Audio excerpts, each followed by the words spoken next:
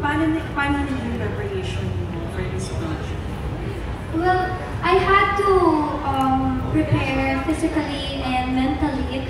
Gusto ko pa nga talaga ituloy yung preparation ko, but unfortunately, I got hospitalized a month before the shoot, so hindi ako nakapag-work out at all.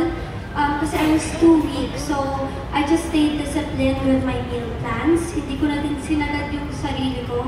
Kasi I also didn't want to push this idea na you had to look a certain way or a specific body shape para maging calendar girl ka.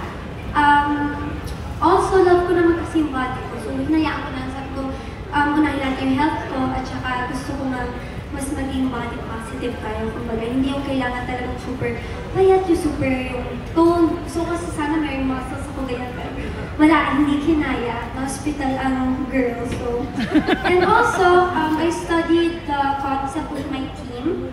Kasi gusto ko talaga maging kakaiba yung mga